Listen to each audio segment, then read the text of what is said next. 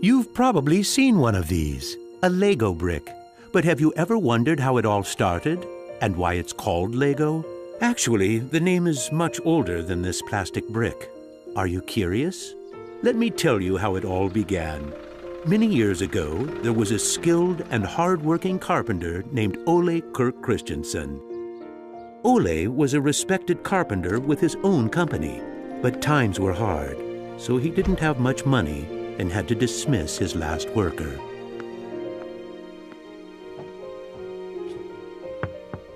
Come on in. I've closed down the workshop and packed my things. Thank you. I suppose I'd better write you a paycheck.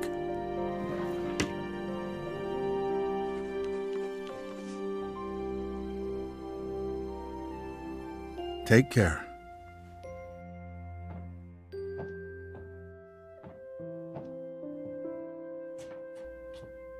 Well, that was the last one. I just didn't imagine that it would come to this. I know. It's hard to understand. But at least now it can't get much worse. But it did get worse. Shortly after, Ole lost his wife. But Ole was a special person. He wasn't the type that gave up. And with the responsibility of his 4 sons, he had to think of something. Ole had gotten an idea. And for him, it never took long to put an idea into action. Ole's little invention made his boys so happy that he thought maybe he should start making toys. Ole decided to give it a try. Luckily, he had saved up a lot of wood from the carpentry production. He could now use it to make toys. Time passed by. And even though Ole was a skilled carpenter and had a good eye for quality and detail, sales were very slow. Luckily, one of his sons, Gottfried, started helping out his dad after school. Together, they just barely managed to keep up the production. Eventually, word began to spread that wooden toys of the finest quality were being made in the little workshop in Billund. One day, a man drove into town, a man who would change Ole's future. He was a wholesaler from Fredericia. I've heard that you're making some very nice wooden toys. Well, one does his best. The wholesaler was very impressed with all the wooden toys and placed a big order before he left.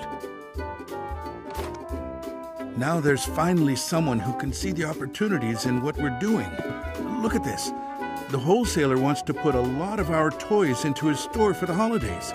It's going to be a good Christmas this year, but we'll be busy.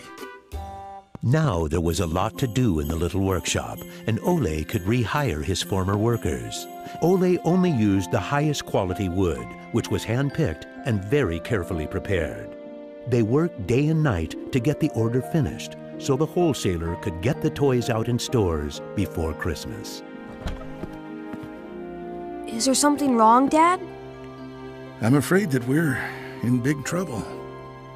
In the middle of their work, Ole received a letter saying that the wholesaler had filed for bankruptcy and couldn't buy the toys that he had ordered. But what are you gonna do? What about Christmas? Now we can't even afford food? I'll do it. What are you gonna do, Dad? I'll do it myself. I'll drive around selling the toys. There was no time to lose. Ole packed the car with all the toys and drove off. Ole was a very good toy maker, but was not a very good salesman. He didn't like praising himself or talking about how carefully the toys had been made. But he had to keep trying if he was going to sell anything. This is going to be a blast.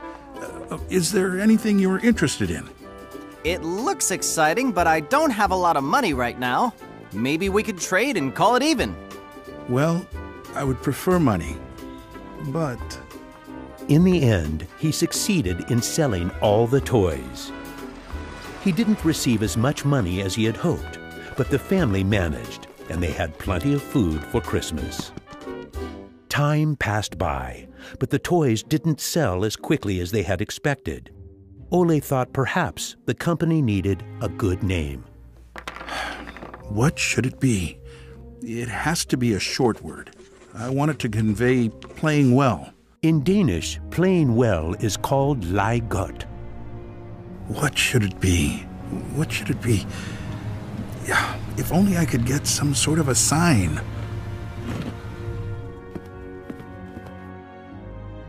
Lego. As you can see, Ole himself ended up finding a very suitable name. But what he didn't know was that in Latin, the word Lego means I put together.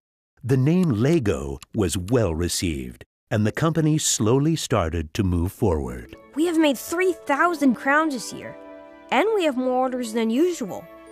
Did you say 3,000 crowns? Then you need to see what I've been looking at.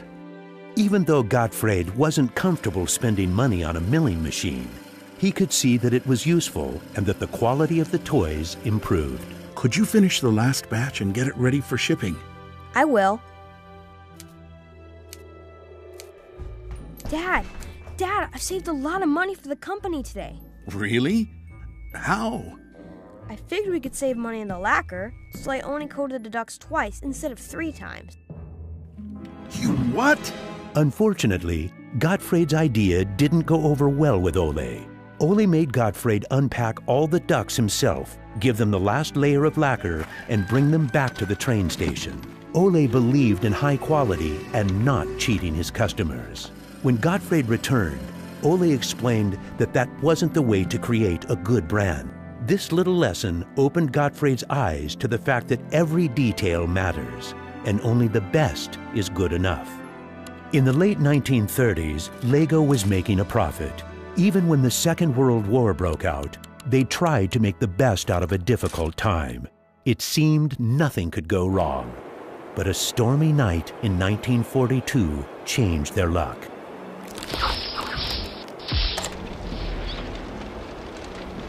There's a fire! The workshop is on fire! But when the firemen arrived, they were unable to save the workshop. It burned to the ground, and all the drawings and models were destroyed. Ole was beginning to lose hope. All that he had worked for was gone, and he almost lost his company. But being responsible for his children and workers inspired him to rebuild Lego. A new factory was constructed. Soon the production of wooden toys started again. The little company fought its way back into the market. Gradually, the Lego factory began to run smoothly, and Ole started looking for new challenges. One day, he went to Copenhagen to look at a new machine that had just arrived in Denmark. It was a plastic molding machine, and Ole was very excited about it. Should we buy it? It sure is a good bargain, and it will give us a lot of opportunities. Well, it does sound interesting, but it is a lot of money. I'll take that as a yes. When the plastic molding machine finally arrived, Ole started making little plastic teddy bears and rattles. But he still had the plastic bricks that he had received at the fair. There was something about them that he couldn't stop thinking about. And even though no one else could see the potential in them, Ole decided to redesign and put them into production. But it was when Lego first launched the Gray Ferguson tractor that the plastic toys became a success. Unfortunately, the sales were dropping during the summer, and the company had too many toys in stock. This can't be right. Of course our products can be sold the whole year, not only for Christmas. Gottfried decided that he would go out and sell the toys himself. Gottfried brought his wife Edith as company and moral support. If you can't get cash, then we need butter and eggs. Well, it wasn't that bad. Gottfried was a success in his trip around the country, which helped Lego to get out of its financial crisis. They reached home just in time for Ole's birthday party. Ole turned 60, and the whole family was gathered to celebrate with him. Well, I guess it was a long trip around the country. Hey, I got an idea. Listen. What about a picture with the 3 generations? Everyone thought that was a good idea, and we were placed on the sofa with all the presents and flowers around us. On a business trip to England, Gottfried met the head of a big shopping center on his way home. They discussed the toy industry, and the conversation would be very important to the future of Lego. Damn this industry. I just think that toys are no good nowadays.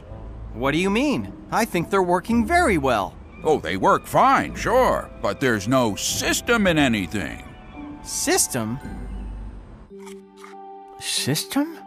There isn't any system. What in the world are you doing, Gottfried? There isn't any system. The toys need an idea and a system built around it. I want to put system into play. Children have only been offered ready-made solutions. They need something different that will strengthen their imagination and creativity. So you're trying to put Lego into a system? Interesting. That same year, Lego started producing the first Lego system of play. Children could now build houses from the Lego bricks. The town plan gave play a realistic town setting, and with this, children learned about traffic safety.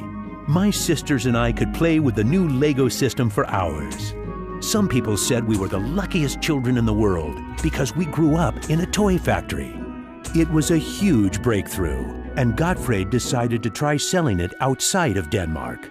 The system of play was so popular that they managed to sell it to many countries. Look what I just built! That is really nice, Kel. Even though Lego was meant for only building houses, there was still a lot of opportunities. There was just one problem. I can't lift it up. It keeps falling apart. That made Gottfried wonder. He wanted to find a way to make the Lego bricks stick together, but that was easier said than done. Gottfried noticed that the Lego bricks got a better clutch power with tubes inside. Now it was no longer just bricks, but a whole construction system with endless possibilities. This was groundbreaking for the Lego product. With a child's imagination, Lego could be anything in the world, over and over again. The imagination is the limit. Look, Dad! Now I can build everything! Unfortunately, Ole never got to see how successful the little brick actually became. Gottfried was left on his own, and he had to go through another fire at Lego that destroyed most of the wood production. Just like his father, Gottfried knew that he had to try to get the best out of any situation and never give up. Gottfried took the hard times with his head held high. As sales grew, the company also got bigger. He had to think ahead, and he decided not to resume the production of wooden toys and to only focus on the Lego system. It turned out to be a great decision. Many new models were built, and Lego got stronger in the toy industry. Sir, which one of these do you think is the best? That one. Even though it got busier at Lego, Gottfried still had bigger plans. Now he wanted to build an airport, so it would be easier to sell his toys to the whole world. Like father, like son. It didn't take long to put his idea into action. Only 3 years later, Billund Airport was opened. The many guests and business connections who visited the company always wanted to see the modeling department. Gradually, it got so crowded that it was hard for the employees to keep up their work. I think we better wait a while. Gottfried could see that something had to be done. He needed a bigger place to display the Lego models. I don't want to interrupt, so I'll just put this package of our new Lego train on the table. Just put it there. Train? The idea grew quickly from an exhibition room to an amusement park. And then we could have a tower so you could look over the whole park from above, the whole town. It will be a land made out of Lego. Legoland!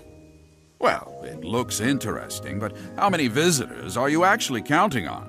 Well, I guess, 200, 300,000? 300,000! Even though it sounded like a lot, my dad was actually pretty far off the mark. There were 600,000 guests the very first year. My family and I were there to greet the guests. We've kept up this tradition ever since.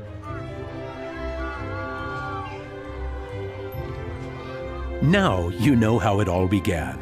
Lego wouldn't be what it is today if it hadn't been for my grandfather's sense of quality and search for perfection. My father firmly believed in the endless possibilities of the Lego system. I seek to take the Lego idea even further, encouraging children to explore, experience, and express their own world, a world without limits. And we are still convinced that only the best is good enough, because children deserve the best.